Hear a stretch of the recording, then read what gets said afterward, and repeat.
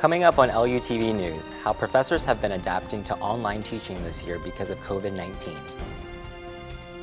Plus, a community rallies behind a local Black-owned restaurant struggling to make ends meet during the pandemic, how they are helping them to get back on its feet. And the holiday season is up in the air for some Lindenwood students, how they are preparing for the winter break and how it is different this year than those in the years past.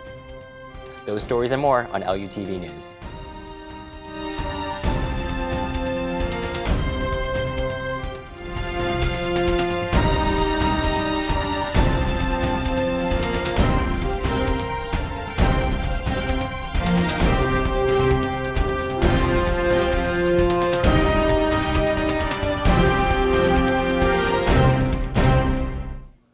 Welcome to this edition of LUTV News. I'm Daniel Bell-Wynn. Lindenwood University professors have been teaching mostly online this year. Reporter Claire Beaudry spoke to some of them to see how they're adapting to the change. College professors at Lindenwood University have been teaching online due to COVID-19. I spoke with some of those professors to see how teaching online is going for them. Each class is a little bit different, but for some classes, I pre-record some of the videos in advance, like the lectures. And I did it, like I started all in the summer, it requires a lot of planning because you don't want to just do your lecture and record like 50 minutes of you talking. That would be so boring. Students still live on campus and ask the staff for help even if they are taking online courses. Students still study in the buildings or study with friends even though they are limited people in their groups. What we're trying to do is just stay connected to the students, and whether that means that we have more common meetings through Zoom or through Big Blue Button or something else, or whether it means we just communicate through email. I think what we have to do is just stay connected. Teachers still show up to teach using a 360 device in class so they can see their students. Every classroom is almost empty, except for some students who still go to in-person classes. The classes still have safety rules such as using hand sanitizer. Even though we are in a pandemic, the staff is still available and ready to help anyone who needs it. For LUTV News, I'm Claire Beaudry. For how to get in contact with your professors, visit your college website. Straight ahead on LUTV News, the Grand Opera House on Main Street is not just an old building. It has a story behind it that you may not know about.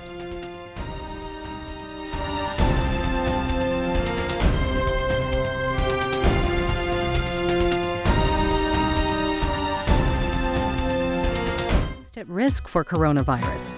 People over 65, people with underlying medical conditions like heart disease, chronic lung disease, asthma, diabetes, people undergoing cancer treatment, and people with weakened immune systems. What should you do if you or a loved one is at higher risk? Avoid close contact with people, avoid crowds, stay home if you can, wash your hands frequently, learn more ways to protect yourself and others at coronavirus.gov.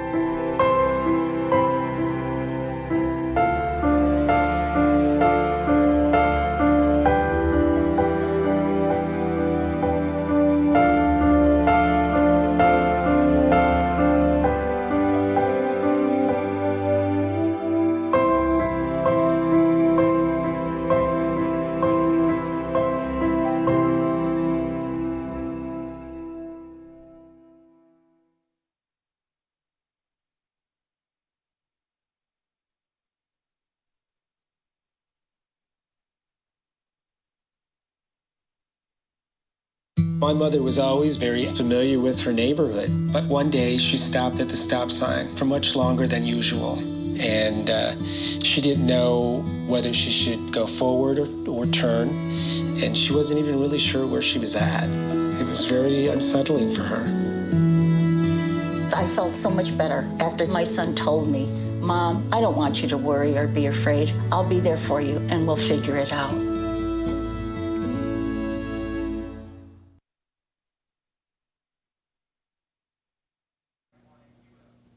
The city of St. Charles is full of history, and today, reporter Haley Reeves takes a look at one of the oldest buildings on Main Street and how it has evolved over the years.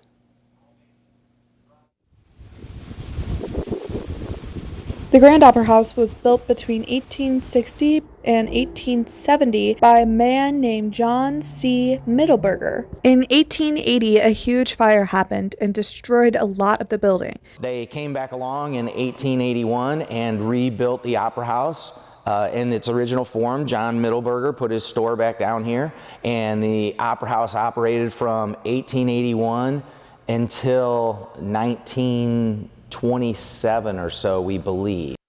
In the beginning, the Opera House housed a dry goods store and a printing company in the back of the building. He was describing the place and the state of dilapidation and all.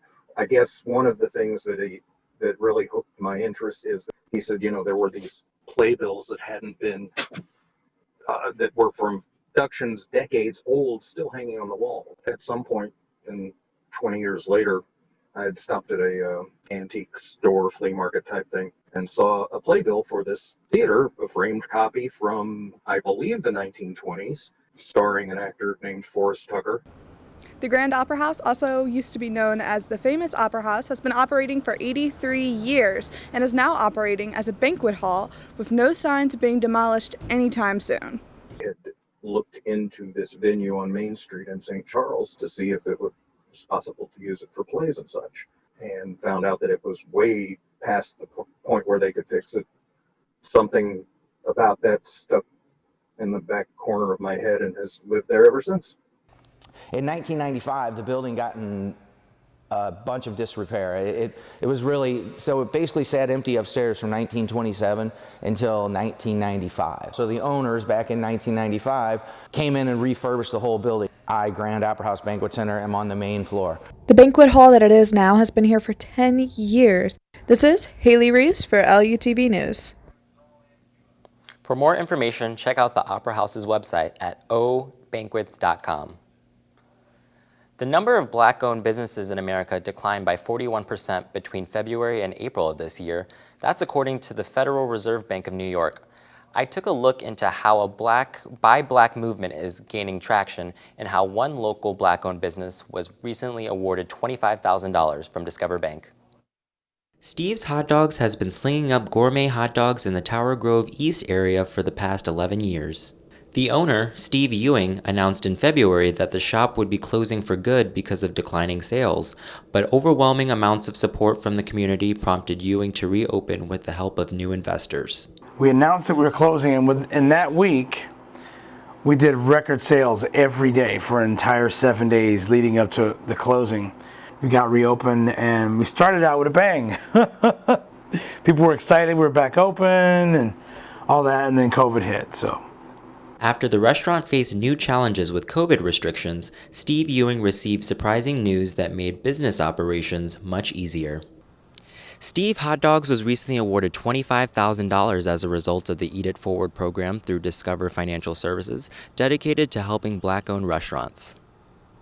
We campaigned to get our social media followers to vote for us, to send in letters of recommendation, and they did like crazy, and that really got their attention, I believe. There's a ton of restaurants involved looking for that money, so I'm like, well, it'd be cool if it happened, but I don't think it's gonna happen, and it did. The Black Lives Matter movement brought more attention to an effort titled Buy Black that encourages consumer spending into Black-owned businesses. Services like Postmates and Yelp even have highlighted sections dedicated to these businesses. Black and brown people have been contributing to the economics of our country for years. Vita Jeffrey says she's been met with some pushback that efforts like Buy Black are not inclusive. The only way we all get to rise together is if we make sure that those that aren't in an equitable position have everything that they need to eliminate that as a problem. Reporting for LUTV News, I'm Daniel Bell Wynn. The winter break is not going to be looking similar in any way. How are some Lindenwood students preparing for this holiday season?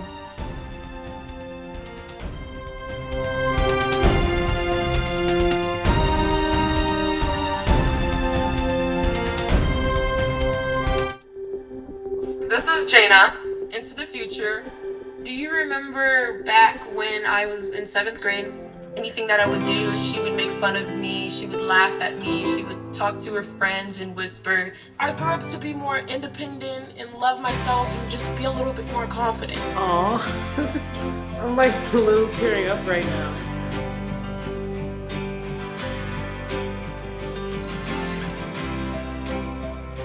We know that we're asking Americans to do a lot right now.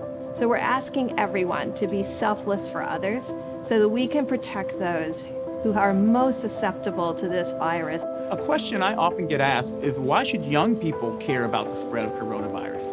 Well, we know that people with underlying medical conditions over the age of 60 are at highest risk, but they've got to get it from somebody. Social distancing is really physical separation of people. It's what we refer to when we ask people to stay at least 6 feet apart. Not going to bars, not going to restaurants, not going to theaters where there are a lot of people. It all just means physical separation so that you have a space between you and others who might actually be infected or infect you. We all have a role to play in preventing person-to-person spread of this disease, which can be deadly for vulnerable groups. For more information on how you can social distance, please go to coronavirus.gov. 1 in 3 adults has pre-diabetes. That means it could be you, your favorite brother, your other brother, you, your football buddy, your football buddy, you, your plumber, breathe right into your foot, your plumber's masseuse, yes, you, your dog walker, your cat jogger. With early diagnosis, prediabetes can be reversed. Take the risk test at doihaveprediabetes.org.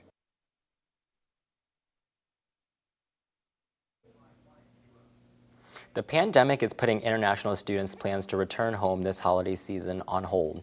LUTV's Will Crawford spoke with some of them and asked them how they are coping with this change. About traditions, but due to COVID-19, those traditions are not looking to be very similar as they have in years past. That being with Lindenwood students that travel internationally or being local, they have different holidays to look forward to. International students who also participate in sports aren't able to go home for the holidays in fear that they won't be able to return home. This is something very unusual for the athletes. Really go over winter break and over summer, but this time I will stay here just in case I can come back. Lindenwood doesn't allow students to stay in campus housing for the break, so for those not being able to go home for the winter holiday are left wondering where they go from here. So I'm just gonna stay here around here and spend maybe Thanksgiving with some of my teammates and stay with my boyfriend over the break maybe, and that will be like playing safe, you know. Despite not being able to go home, local athletes and LU coaches are being very welcoming this holiday season. Like last year, I know he invited the guys over if they wanted to, and then my family, I mean, we're very welcome, so anybody's welcome to come to the house and grab a plate and just enjoy family time. Despite COVID taking over, some traditions are still going to be taking place, whether it be shopping or eating with family. To my grandmother's house, eat, talk, probably play a few board games, and then that's usually it. So, and then, Black Friday shopping, so. Restaurants like Cracker Barrel stay open for the holidays, making sure everyone gets their meal. For LUTV News, I'm Will Crawford. For a full list of restaurants that are open on Thanksgiving, go to money.com and search for restaurants open for Thanksgiving. That's it for this edition of LUTV News. I'm Daniel Bell-Wynn. Thanks for joining us.